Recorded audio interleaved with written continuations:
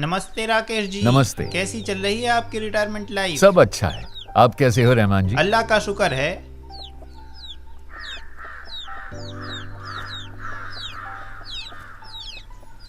नमस्ते राकेश जी। नमस्ते कैसे हैं राधिका। आप? मैं ठीक हूँ। आइए बैठिए ना। अच्छी हूँ। चाय पियेंगी? अमित, अमित, छोड़िए जी। अरे बैठो तो सही।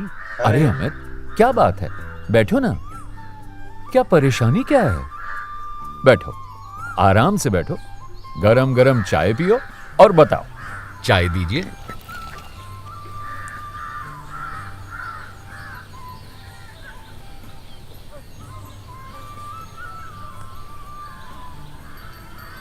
बोलो, क्या बात है? क्या बताऊं राकेश जी, बेटे को स्कूल से निकाल दिया। माना कि थोड़ा शरारती है, लेकिन अब है तो बच्चा ही ना। ऐसे कैसे हो सकता है? हमारा संविधान मानवीय मूल्यों पर आधारित है। देखो, ये वो चीजें हैं जो बातों में नहीं होती हैं, लेकिन आधारित बातों पर ही होती हैं। मानवीय मूल्य कहते हैं उसको। जैसे कि समानता, बंधुता, न्याय। अब हम सब यहां बैठे बातें कर रहे हैं, तुम भी इसमें शामिल हो। यह है स्वतंत्रता मूल्य। हमारे हर काम और बात की जड़ में ये मानवीय मूल्य ही होते हैं। ये सब बड़े बड़े लोगों की बातें हैं, इसका हम लोगों से क्या लेना देना? बताइए, क्या है तुम्हारा संविधान? मेरा संविधान नहीं, हमारा संविधान। ये संविधान हमें कुछ मौलिक अधिकार प्रदान करता है, साथ ही एक ऐसा तंत्र, एक ऐसी व्यवस्था निर्माण करता है जिससे हम ये अधिकार पा सकते हैं। अच्छा, ये बताओ, ये किताब आपको कहाँ से मिली? किसने लिखी? कब लिखी और क्यों? हमारा देश जब आजाद हुआ तो हम सब भारतीयों ने ये तय किया कि हम अपने देश को खुद अपने नियमों और सिद्धांतों के हिसाब से चलाएंगे। तब ये बनाया गया। भारत के अलग अलग लोगों ने मिलकर लिखा इसको। इस किताब में बहुत कुछ लिखा है, जैसे हमारे अधिकार क्या होंगे, देश कैसे चलेगा, चुनाव कैसे होंगे, सरकारें कैसे चलेंगी, कानून कैसे बनेंगे, कोर्ट कचहरी कैसे चलेगी, पंचायतें कैसे चलेंगी आदि। शुरू में इसे अंग्रेजी और हिंदी में ही लिखा गया था, पर अब तो ये देश की अधिकांश भाषाओं में उपलब्ध है। मेरे पास तो इसका व्याख्यान है, इसलिए ये इतनी मोटी पुस्तक दिख रही है। अच्छा सुनो, मेरे पास भी इस संविधान की एक कॉपी है। क्यों ना हम थोड़ी देर में चबूतरे के पास जाकर इस संविधान पर बातचीत करें? जिसको रुचि हो इसमें बुला लेना सभी को।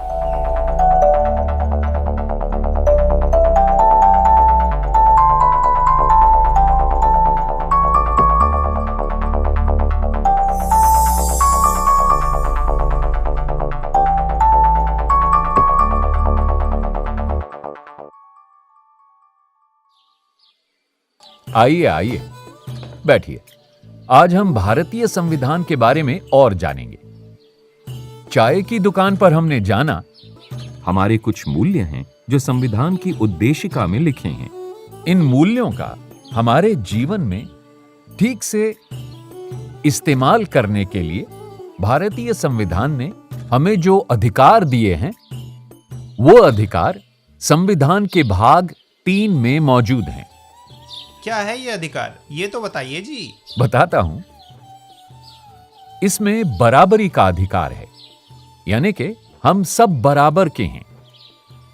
किसी का एक दूसरे से भेदभाव नहीं है। स्वतंत्रता का अधिकार है, जिसमें हम कहीं से कहीं भी जा सकते हैं। जीवन जीने का हमें अधिकार है, हम अच्छी तरह से जी सकते हैं। धर्म और सांस्कृतिक अधिकार है।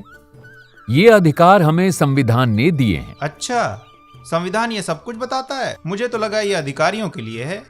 हाँ रहमान जी, मैं ये बताना चाहता हूं कि संविधान ने हमें क्या क्या दिया है। इसका मतलब हमारे अधिकार, हमारे कर्तव्य, देश की व्यवस्था कैसे चलेगी, तंत्र कैसा होगा, पूरे तंत्र में किस हिस्से की क्या जिम्मेदारी होगी, केंद्र सरकार, राज्य सरकार, पंचायत वगैरह वगैरह।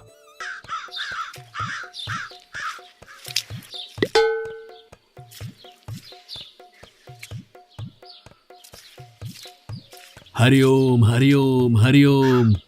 क्या बातें हो रही यहाँ पे? हाँ, क्या पंचायत की चर्चा हो रही यहाँ पे? आइए सरपंच जी, बैठिए तो सही। अरे नहीं, बैठिए यहाँ तो पे सही सरपंच आप। कौन है यहाँ पे? बैठिए, मैं हूँ या कोई बैठिए। और? गुस्सा मत कीजिए, ठीक है। बैठिए बैठिए। सरपंच जी, जी, हम ये बात कर रहे हैं कि संविधान ने हमें क्या क्या दिया है। ये सब इस किताब में है और ये किताब हम सब के लिए है। हम सभी के अधिकार जो पंचायत करती है, इसके बारे में भी इस किताब में लिखा हुआ है। आप लोगों ने चुनाव में भाग लिया और पंचायत के सदस्यों को चुना। इस चुनाव को कराने वाला चुनाव आयोग ही था। इस बारे में भी संविधान में लिखा है। राकेश जी, तो क्या पंच और सरपंचों का ये काम है कि वे हमारे अधिकारों की रक्षा करें?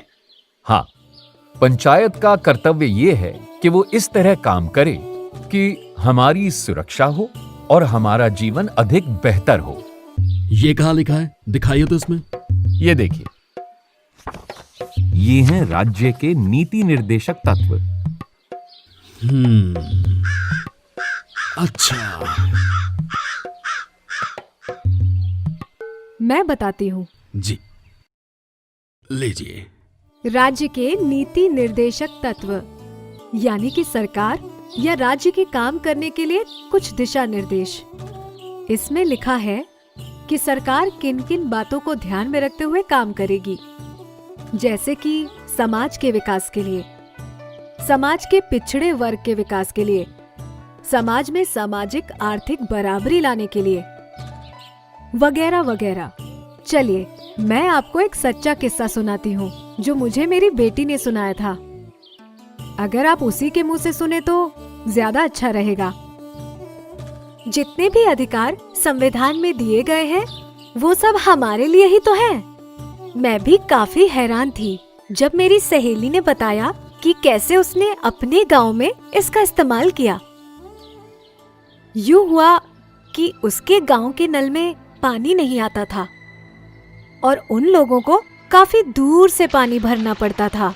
तो उन लोगों ने एक ग्रुप बनाया और अर्जी दी कि उनके गांव में पीने के पानी का कनेक्शन ना होना उनके जीवन जीने के मौलिक अधिकार का हनन है। और ये तो संविधान में भी दिया है। कुछ समय तक कुछ नहीं हुआ, पर 1-2 चक्कर लगाने के बाद उनके गांव में नल लग गया और आज सभी साफ पानी पीते हैं। ये इसलिए हुआ क्योंकि उनको संविधान और अपने अधिकारों की जानकारी थी। तो समझे आप लोग, संविधान की जानकारी कितनी फायदेमंद होती है। मैं भी ऐसी ही और एक कहानी के बारे में जानता हूं। मेरा एक दोस्त गुजरात में रहता था, पंचमहल गांव में। वो पंचायत के काम से बिल्कुल संतुष्ट नहीं था। आप लोग तो जानते ही हैं, पंचायत में एक सामाजिक न्याय समिति होती है। इसका काम होता है समाज के पिछड़े वर्ग के विकास के लिए योजना बनाना और सुझाव देना। उसने सूचना के अधिकार की अर्जी लगाई और पता किया कि उसके तालुका में सभी सामाजिक न्याय समितियों में कौन सदस्य हैं, उनकी मीटिंग कब हुई, उसमें क्या क्या हुआ, वगैरह वगैरह। तो इससे क्या हुआ?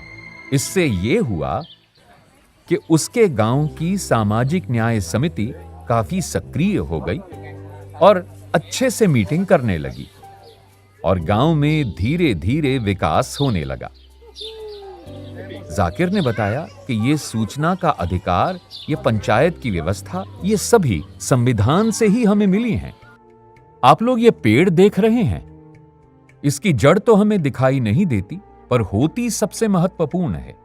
समझ लीजिए, ये उन मानवीय मूल्यों की तरह हैं जो हमें दिखाई तो नहीं देते, पर हमारे व्यवहार और कामों की जड़ में यही होते हैं। ये जो तना है, मानो ये संविधान और इसमें दिए गए मौलिक अधिकार हैं। आगे की सारी शाखाएं इसी से ही निकलती हैं। हर शाखा मानो एक कानून, हर पत्ता फल फूल, प्रावधान, आदेश, नियम आदि। अब ये सूचना का अधिकार हो या मनरेगा, समान वेतन की बात हो, बच्चों और महिलाओं के अधिकार की बात हो, ये सबके अलग अलग हैं। पर आप देख सकते हैं जुड़े हुए तो ये सब इस तने से ही है ना, यानी कि ये सभी संविधान में दिए गए मौलिक अधिकार से ही जुड़े हुए हैं। संविधान की बात तो हो गई, अब इसका पालन कैसे करना है, इसके लिए हमारे पास 3 स्तर पर व्यवस्था है। एक केंद्र स्तर पर, राज्य स्तर पर और पंचायत के स्तर पर, या फिर शहरों में म्यूनिसिपैलिटी।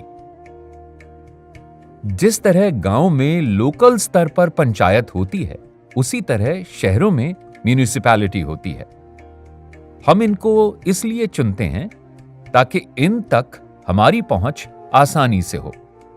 हम अपने मुद्दे और समस्याएं इन तक आसानी से ले जाएं और ये भी हमारी परिस्थितियों को अच्छे से समझें। जैसे गांव का विकास, साफ सफाई, रोजगार के अवसर, ये सभी पंचायत अच्छे से समझती है। यहां जाकर अपनी समस्याओं को केवल बताएं नहीं, बल्कि लिख कर दीजिए, अर्जी बनाएं। उसमें लिखें कि ये समस्या है, इसकी जिम्मेदारी किसकी है, ये आपके मौलिक अधिकार से जुड़ा हुआ है। जीवन जीने के अधिकार का मतलब सिर्फ जन्म और मृत्यु नहीं, बल्कि इसमें वो सब शामिल है जो गरिमापूर्ण जीवन जीने के लिए जरूरी है। अच्छा राकेश जी, अब मुझे समझ में आया। हमारे संविधान के अनुच्छेद 21A में लिखा है कि 6 से 14 साल के बच्चों के लिए शिक्षा का अधिकार है। मैं कल स्कूल जाऊंगा और इस अधिकार के बारे में बात करूंगा, और हाँ, अपने बच्चे को भी स्कूल भेजूंगा मैं। वाह वाह वाह वाह वाह। अच्छी बात। देखो, जब तक हम अपनी समस्याओं के बारे में नहीं बताएंगे, तब तक कुछ नहीं होगा। और ये संविधान हमें हमारे अधिकारों के बारे में बताता है। मूल्यों को ध्यान में रखते हुए अपनी आवाज उठाना ही अपने अधिकारों को पाने का सही तरीका होता है। ये तरीका मुश्किल या कठिनाइयों भरा हो सकता है, लेकिन यही सही तरीका है। और ये एक दिन या एक महीने के लिए नहीं, हमें इसके लिए अपना जीवन इस तरह बनाना चाहिए कि हम जिंदगी भर सचेत रहें। हमें अपना जीवन सफल बनाने के लिए संविधान को जानना बहुत जरूरी है। सही कहा आपने। अच्छा सुनिए, अगर आप लोगों की रजामंदी हो तो हम फिर मिल सकते हैं। अगर कोई शंका होगी तो उसका हम निवारण भी कर लेंगे। सही कहा अमित आपने। अगली बार मीटिंग पंचायत घर में ही रख सकते हो जी। खाने पीने का प्रबंध हो सकता है। हाँ, धन्यवाद धन्यवाद। धन्यवाद। हम चाहते हैं कि देश का नागरिक जागरूक हो और अपने अधिकारों को जाने। ये देश के विकास और खुशहाली का सबसे उत्तम उपाय है। जी हां, आप भी सोचिए और देश की प्रगति में हिस्सेदार बनिए।